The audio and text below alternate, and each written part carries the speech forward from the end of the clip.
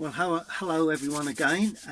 In my studio this morning, it's absolutely tipping down out there, and so I'm going to paint. I'm going to run you through the painting. Well, we're looking forward now, hopefully, to the spring, and I'm going to run through how to paint a bluebell wood. I know lots of you are interested in woodland scenes, so I'm going to run you through that. I'm just going to show you that I've got all my materials laid out, ready to go. It's a shocking morning out there, wind and rain. It's not good at all, so decided to stay indoors. So let's run you through the painting process of this lovely bluebell wood subject. Okay, well, what we have is a large tree, bluebells, pathway leading into the distance, somewhere about there. We have another tree there, one there, and a couple of small ones there. We can always add to those trees, particularly in the distance later on. With lots of greenery overhanging, but mainly it's all about the bluebells either side of the little path.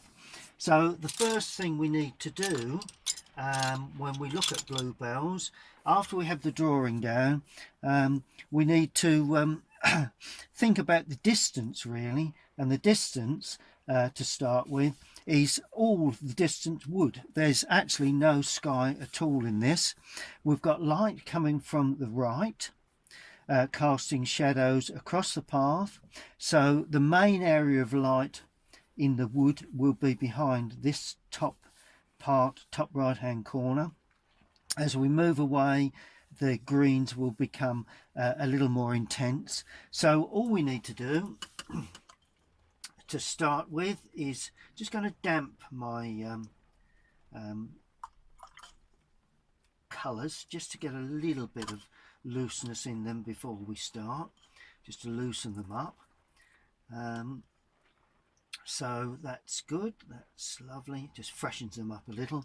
Okay, now first thing I'm going to do is to just move my water jar over a tad, is to lay on first washes. Just damp the paper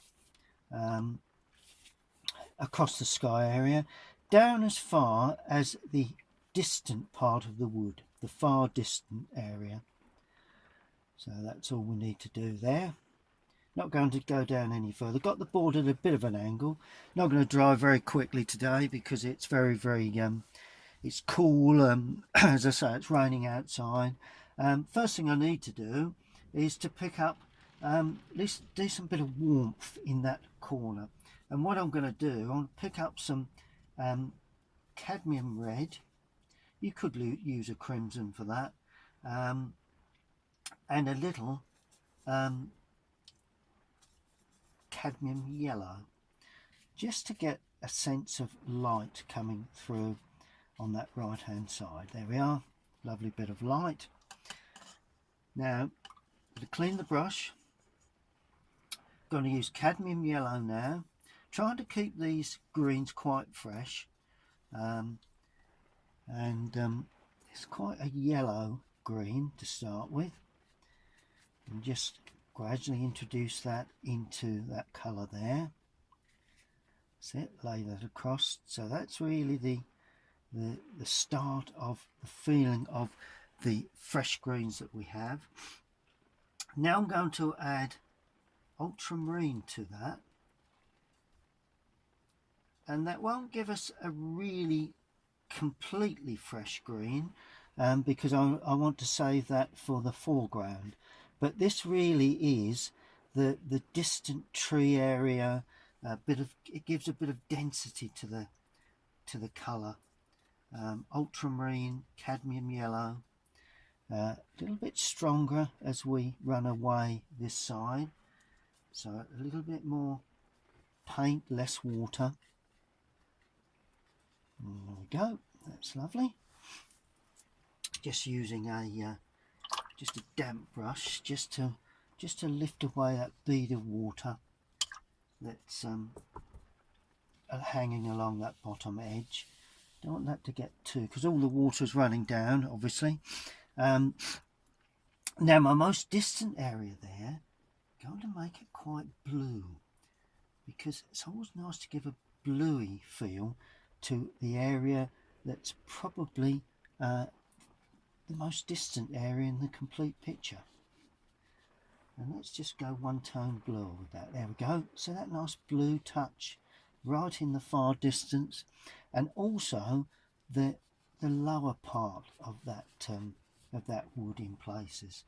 Nice bit of blue into that, because that's where the distant part of the wood will be. There we go, that's looking good. So you've immediately got a bit of depth. We've got light on the right hand side. You can see how light that is there, and how you've got that feeling of light coming across. Okay, right, we'll allow that to settle. We've got time. It's not drying too quickly today, which is very useful. Now, as I head down, I'm going to use a slightly small brush, I think, now, although it's not all that small. What is it, number 8 probably? Yep. And we'll also keep a number 6 damp as well. Okay, number 8, and this is for the start of the bluebells. Now, I've painted wet into wet there. I'm going to go wet washes onto dry. That way the colour holds in a particular area where you're painting. So always useful thing to do. Let me just lift a little bit more. So it's just beading. I don't want that to be too damp on that bottom edge. There you go. That's good. Okay, now I'm going to use my number 8 round brush to indicate bluebells. Well, what is the best mix for bluebells? Lots of variations. Different artists use different colours, but I like cobalt blue with alizarin crimson. They're my 2 favourite colours that I mix when I'm looking at painting bluebell woods, because you get a nice purpley blue with that. I think that more or less sums up the sort of colour we're looking to have. And in the distance, it needs to be very, very light, not too blue in the distance. So I'm going to paint. There's a nice light distant bluebells there. There we go. We've got 1 or 2 little touches of bluebells there. Well, there's another touch there of bluebells. Can paint over the tree if we wish here. We're not too concerned about that. Oh, and this very light bluebells actually run across the back edge too, like that, leaving 1 or 2 bits of white paper. There we are, and they can run away into the distance there. That's good. And then we come forward, so I add a little more blue to that, and create the bluebell feel to there. Little clumps on top of this foreground. A little bit more blue. Notice how I'm going stronger with the blues as I come forward. We put some bluebells around this foreground area, and a nice bit of sunlit bluebells there, a little bit there, a little bit to the back edge of that. You can paint over that if you wish. Okay, now I'm going to clean the brush, and I'm going to mix that a green. So I'm using cadmium yellow with Prussian blue this time, to try and get a much richer green. And if you notice, it is a lot richer, this green, and I'm blending that in to just be a little bit weaker in the distance. I'll be too strong in that area. There we go. And if you notice, trying to leave some little touches of white as well, to give some little crisp edges, little sunlit edges. Now as I come forward, I'm adding a little bit more blue to that, get a slightly stronger mix of colour. Yeah, there we go, look at that. And trying to pick up the edge of the track there as well. That's good, yeah. So that's the start of this bluebell painting. A little stronger mix now, a little more colour. Going to have a nice area there. Let's have a nice yellow area to start with. Nice little bit of light. There we are. A little bit of light on the subject. Not too worried about painting the individual leaf shapes, bluebell shapes at this stage. Just trying to get a feeling of greenery in amongst the bluebells themselves, and obviously the green extends into the track as well. There we go, that's good. And then I'm going to pull that across. We'll put some texture on that in a second, two little spiky bits here and there. I'm not too concerned at this particular stage, a bit early days for too much detail. Okay, now I'm going to mix a stronger green now, because I want to indicate some foreground branches coming across. Now we do have some ferns running up here, which I'll probably suggest with this darker green in places, but not too concerned about those either. But we do have, while the sky is still damp, we have some lovely sort of branches coming across that tree. Now this is quite a dense area, so don't leave too many gaps, but we do need some gaps. Okay, yeah, that's good. That's looking pretty good. That's lovely. And that's going to just run across, and there's going to be one or two little touches coming down. And behind that tree, it's quite a dark area. So I'm going to add burnt sienna with cadmium, with a bit of prussian, to try and get a real dark, deep shadow feel in this area here. There will be some like tree trunks and what have you coming up, and that may just extend a touch over there. Put a little drop in that corner, and of course here, this is where we'll also show a little bit of this sort of leafing, dull leaf shapes, a little bit in the sunny area that side, just coming across. It's really distant leafing that will gradually disappear once it dries, but it's nice to put it in while it's still wet, because that will give it a nice feel later on. A little bit darker there perhaps, just to give a hint of some darker touches here and there. That's good. Now we also need to use that dark green that I've got mixed for an area here while it's still damp. See where it's still damp and it just springs up, and it gives us the opportunity to show where we've got some shadow, I suppose. Two little touches there, one or two little touches there, nice bit of yellow in there. That's it. Plenty of bluebells behind there, two little touches there, here and there. That's it. And then of course, as we get into the foreground, this particular area I'm going to have fairly dark, just to throw light forward. So I'm using a technique that can't really explain, but it's a dotting and dabbing technique that I quite often use in my woodland subjects. There we go, just a nice feel of that. That's good. Now while we allow that to settle, I'm going to put the track in, because I want to incorporate some of that green running across the track, because it's not the path is not particularly worn away. It's got a little bit of gravel there, but not too much. And I'm going to start off with a very weak sort of like a light orangey colour very weak. Don't want to introduce too much of that into that. A little bit of that green will run into there very shortly. There we go. Now I'm going to introduce a little bit of burnt sienna to that.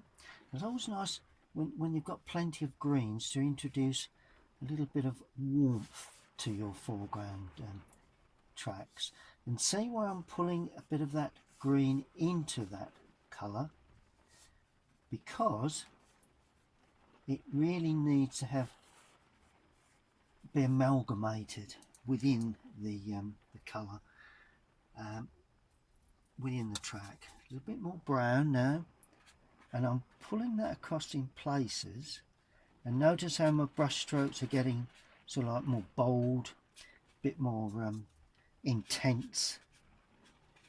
And because there's plenty of green, I'm going to add a little bit of red. Those of you that have seen me paint before know that I use the red in the foreground quite a lot, and as a bit of fun I'm dropping some touches of that red in amongst the greens here and there, just to deepen them. See that? See the way I'm deepening the greens with a touch of the crimson? It's always something that I tend to do because it gives a bit more substance to the green. Of course, it's what you class as a complementary colour. Red is to green.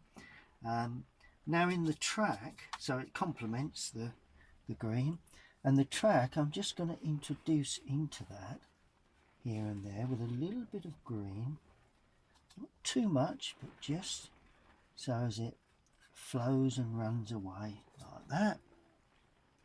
Not bothering with any shadow at this stage. It's purely a matter of introducing the colours.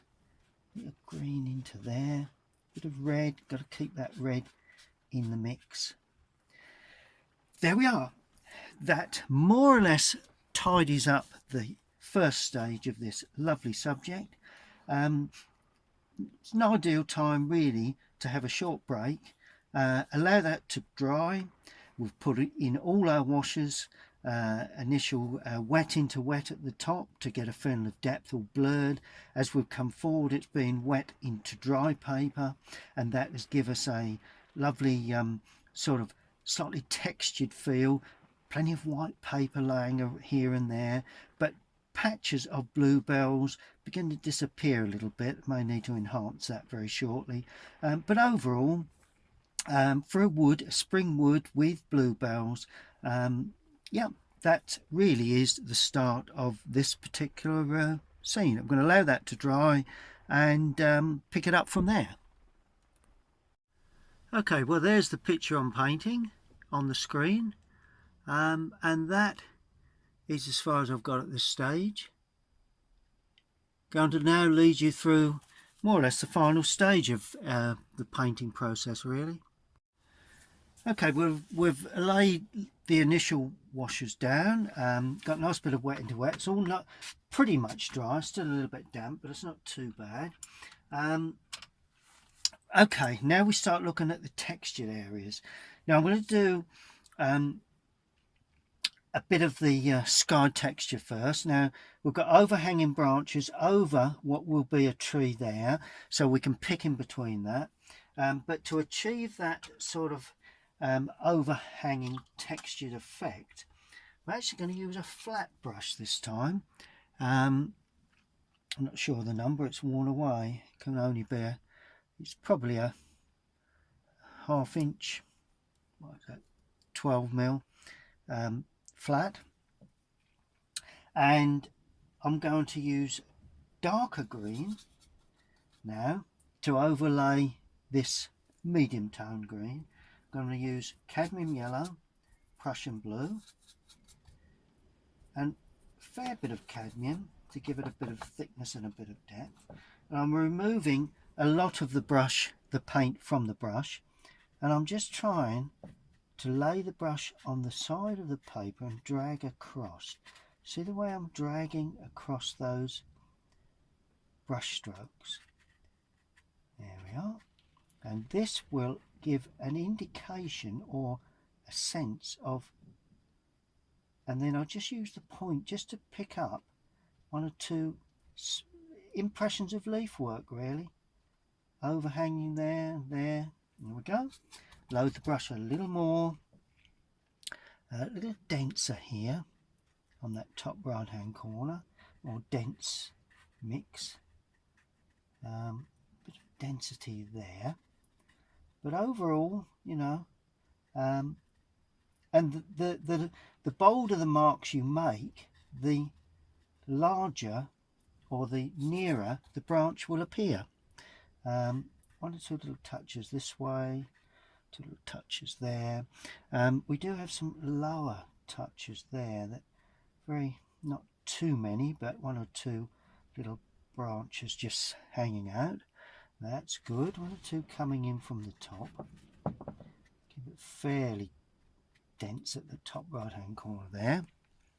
Okay, that's looking pretty good. There's no problem there at all. Now I'm going to look at the to start with the greenery, right? Getting some real dark tones onto that.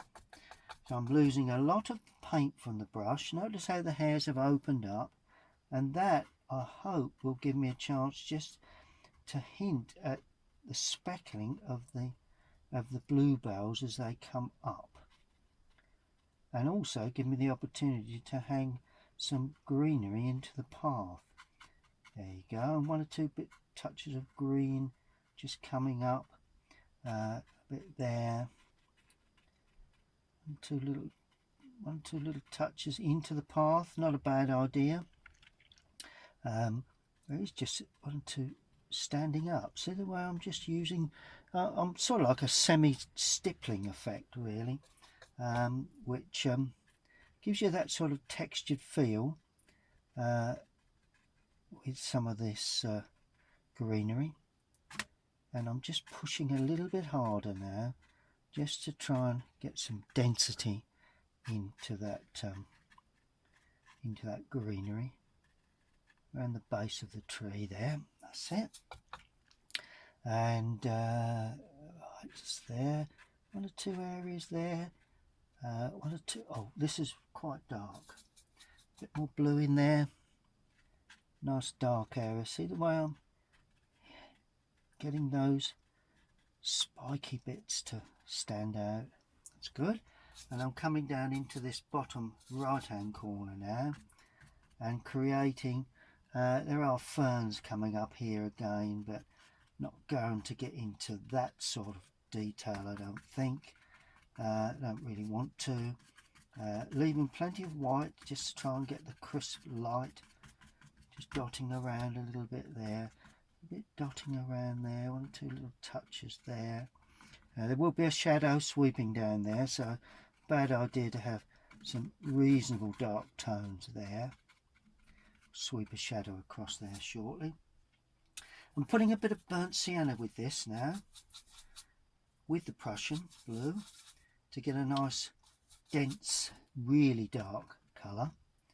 And that, I mean, the darker you go, the lighter the lights will appear, but it's not an exact science, so don't just think that if you go really dark your lights will glow, which well, that's the theory of it, but it doesn't always happen. So you've got to be careful that you don't add too many real dark areas.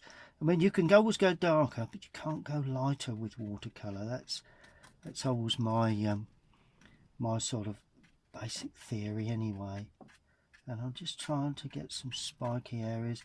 Oh, a little bit darker there, another little dark touch there. Just don't go too dark into the distance. There we go. Good, so that's that. Then we have the bluebells. Now I'm cleaning that brush. I'm going to use the same brush, same technique for the bluebells.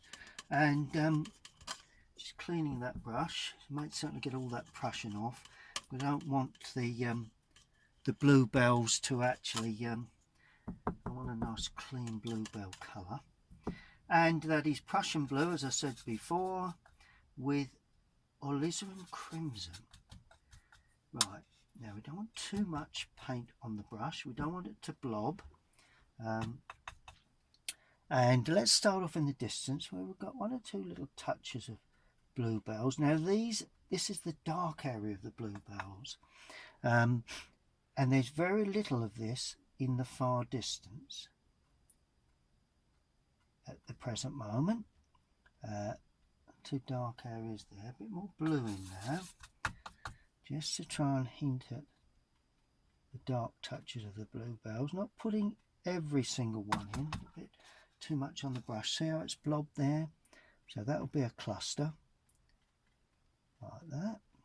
Turn that into a cluster of bluebells. Try and open the hairs up in the brush.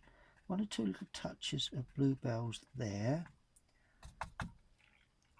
and one or two in amongst the greenery there. Some of them turn slightly green, and a little bit darker now with the bluebells, and this then springs up into that area there. All you're doing is make a suggestion of them. You know, it's far from actually painting every single one in. This is just hinting that there are bluebells there, really, and just hinting at those. Just one or two little running across there, one or two there, one or two there. There we go. Good. Let me just put a little bit behind this tree. I've not done anything behind that tree so far, but let's just hint, removing some from the brush, but just hint at a bit of bluebell work there. There we go. Now I'm going to paint the tree. The tree itself. Well, all the trees really. I'm going to use a brush that points fairly well for the trees in the background. Number 6 brush that points well. And I'm going to paint in the very distant trees first. I'm going to use burnt sienna going in with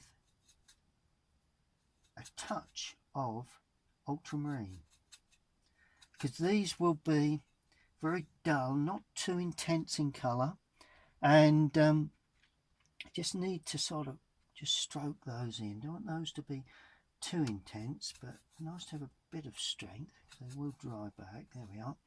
Let's try that. And it's got a reasonable trunk to it, and it heads off up.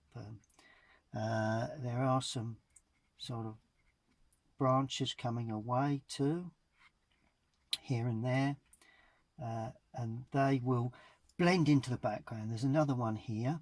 Just got to be aware that where them branches overhang, you'll actually only see the distant trunk of these trees, so they are mingled in amongst the there we are. So just a hint, there were a couple of trees there in the distance. Give it a bit of more thickness.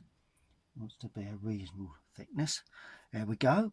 And obviously there is more behind that.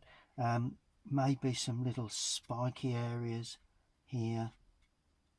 Just remove them just to show a bit of something going on. And even a little weaker, take some off the brush for some very distant trees there. It all helps to give a sense of depth to the wood if you put in some nice trees and branches coming across like that. There we are, and perhaps another one there. That's good.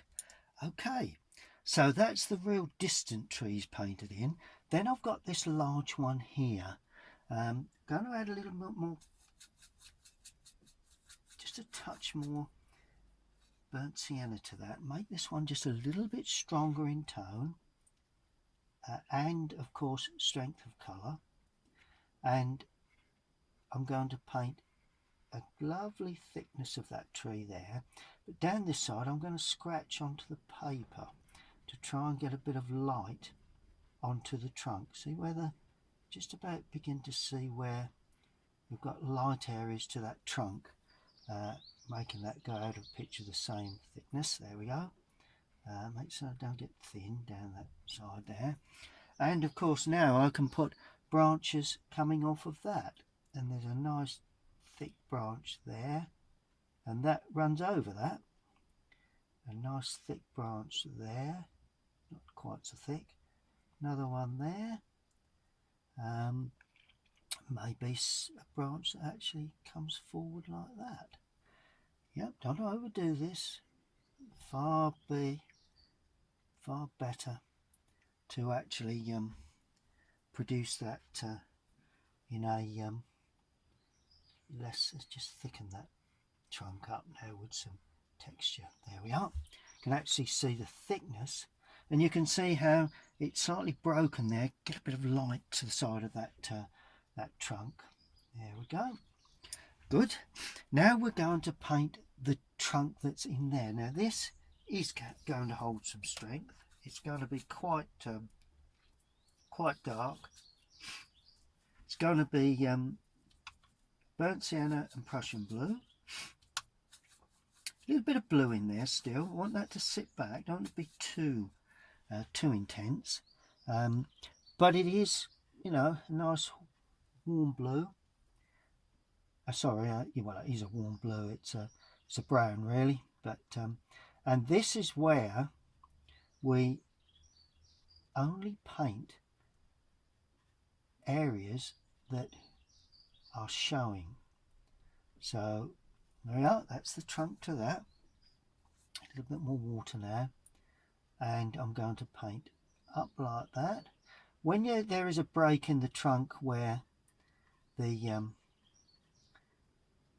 where you've got overhanging branches, make certain that matches the trunk that's coming up. So it's a bit of quite a big gap there. Then we can see a lot of the trunk there, and notice how the brush is losing paint, so it's beginning to get textured again. Gives a lovely sense of light, just hitting some of the I think you should be able to see that, some of the trunk work, you know, the bark and whatever we have there. But fundamentally I've left the overhanging leafing in front. Now behind that there's quite a dark area, so a little more blue to make it darker and also sit it back, and that is due to trees that stand in the distance that are within that area of the wood. And don't make them all the same, make them some of them lean a little. You begin to see one or two branches showing in between that there. That could be quite a large tree actually. I'll make that a little bit larger. There we go. Good, so that's more or less covered that sort of area. Now we paint the really large tree, and this is the way I'm going to paint this. I'm going to use, there we are, that's unusual. Let's use cadmium yellow. Bit of cadmium yellow, right, damping the sunlit side. Now leaving gaps where I want the bluebells and everything else to show. There we go. That's the real sunlit side of this lovely old tree. Okay. Now I'm going to paint the shadow side, and that's burnt sienna. Let's go burnt umber with this. So it's burnt umber with ultramarine, and this is going to be the real strong dark tree. So it's burnt umber, ultramarine, and we're going to paint the shadow side first, and that's onto dry paper there. Right, and then as I introduce that into the damp paper, it blurs. There we go. Because it's nearer to us, we need to show a little bit of the texturing to it, and then as the brush runs out of paint, you gradually stroke into the damp area, and then all of a sudden you've got that feeling of light, medium and dark. Lovely turn in the trunk. Now I'm going to use Prussian blue with burnt sienna. No, I'll use burnt umber, because this gives us the really dark, like a greeny brown really. And I'm painting that on that outside edge now, and I will leave some of the underpainting coming through down that edge there. Plenty of the blue in there, because this is where it's all going to dry back, so there's no need to worry that it's too dark. And then we just bring down in again into that colour there, trying to get a sense of turn to that, bit of indication of bark perhaps. Don't want to get into too much detail really, because if you do, it gets a bit complicated and a bit too detailed, but nice just to pick up a little bit of barking there, bark work. That's good. Okay, and then while we have this colour, we're going to suggest a branch that's coming out at the back. Well, let's have a branch coming from there. There we go. Nice thick branch running up out of picture like that. And because I've gone into that soft patch, it blurs very nicely. It almost sort of blends itself into the tree, so you can actually see that it is standing in front of, coming forward. And then of course we then have the shadow from that, and that is what we're trying to depict here. By putting some darker in, we're getting a sense of soft shadow work from trees out of picture, casting across shadow like that. There we go. Look at that. That's beautiful. Don't remove too much of that lovely rich brown green sort of thing. That there we are, nice and dark. I'll get rid of a lot of the paper there. There we go. There we go. That's lovely. Really enjoy this sort of work. Really makes for a beautiful feeling to these trees. Good, so that's that. Now while I have that colour, I'm now going to touch in one or two little areas in the foreground. Right, so we're touching in there. This is where we begin to get a bit of depth of colour, a bit of tone, bit of dark tone, using the side of the brush to paint up and to really try and get some texture. See the way I'm using a dry brush technique now?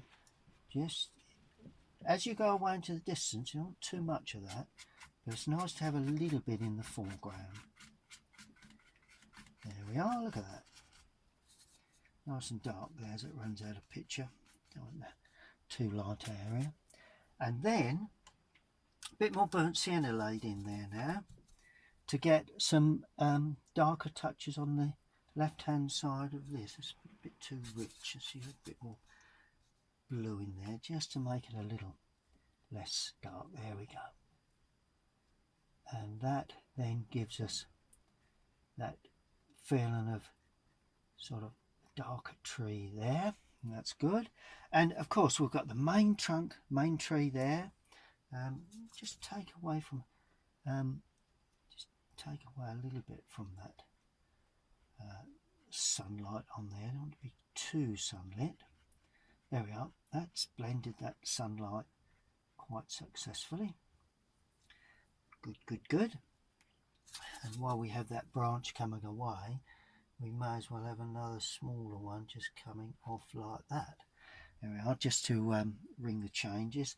There's also some little spiky areas sticking up here, which helps to take the eye from from that and send the eye into picture really. You know, it's like a bush or a shrub or something just coming into picture there. Here we are, that just pulls your eye back into the picture if your eye is tending to slide up there. And then finally, it is the shadow work. We'll allow that to dry for a moment. Okay, well I've just lowered the light a touch, just so as you can see the real dark areas of that tree. Got a bit of a shine on it, I believe. But there you go. Now I'm going to paint in the shadows. Now for shadows, I'm going to use ultramarine blue with alizarin crimson. I always like that because I've used that in the painting of other areas. I'm going to use that this time. And to start with, not too strong and not too dark, but it does need to hold a bit of strength of colour. And I'm going to use that as virtually all of my shadow colour really. And that will come down and across there. May need another brush just to soften that, so that when it springs out across the path, it's just a little bit soft in look. And it may be that actually spreads from there. And let's just soften the top of that, just to hint at the bluebells really, just standing up in the distance, one or two little bluebells. And of course, where we come down, we can then paint into that, leaving some little touches, just as if there's bluebells, just a hint of them there. Oh, and this area could also take a swathe of that shadow, but I'm not going to paint right the way. I'm leaving that little bit of light, but that's the shadow coming from behind the trees. Then there will be another area just branching across there. These are all shadow areas.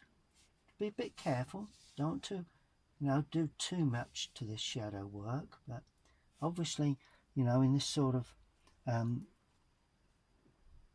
there is shadows in this sort of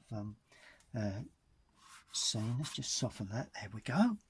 Okay, now we take a little stronger colour, and that then creates shadow across what I suppose was bluebells really there, and it comes from that tree and everything else. There we are. So that's more shadow work on the bluebells behind that tree. Bit more now, bit more strength, not too much red. Need to have the blue in there to give it a correct tone. Now, this is where it really gets exciting, really gets fun. It's a little bit dark, so let's just weaken that a tad. And if you've got a damp brush with you, you can always spread it. So there we are, that's better. And then we've got that lovely subtle shadow running across, which matches that there.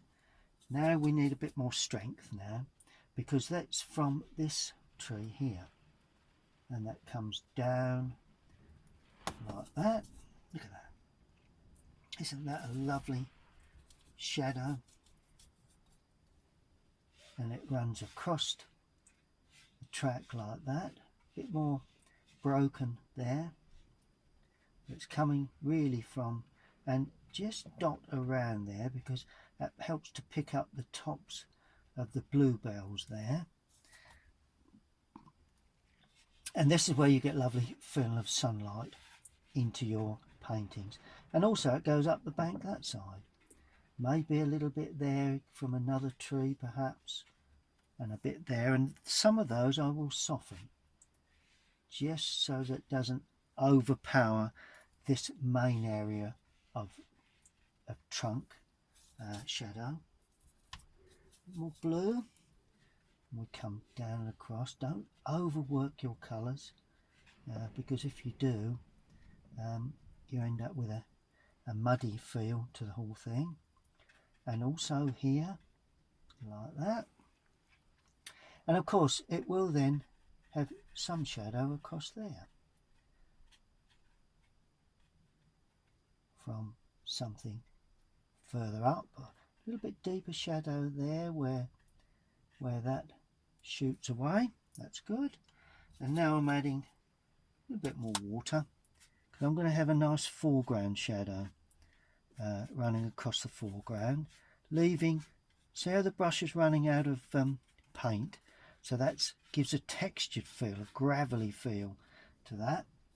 And a bit more blue now, a bit more red in there to create shadow here and textured shadow there, and use a dry brush to hint at shadows in amongst that sort of light area of greenery and bluebells.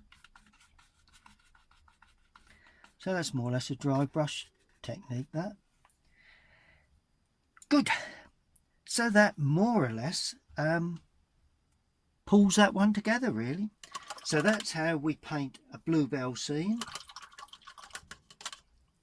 And I'm now going to, you've seen me take the tape off before, so I'm going to stop and pull the tape off. Okay, well that's the finished painting.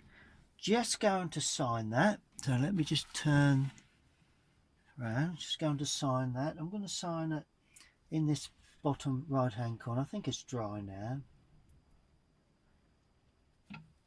Just make certain I get enough paint so it flows on the brush. That's it. I always sign these days with the brush and the paint used. And that is the finished painting. Bluebell wood. Looking forward to spring. Hope you've enjoyed that. If you have, please subscribe to my YouTube channel and click on the bell, then you'll be able to receive notifications when I upload other videos. Stay tuned, and I'll be back very shortly with my next video.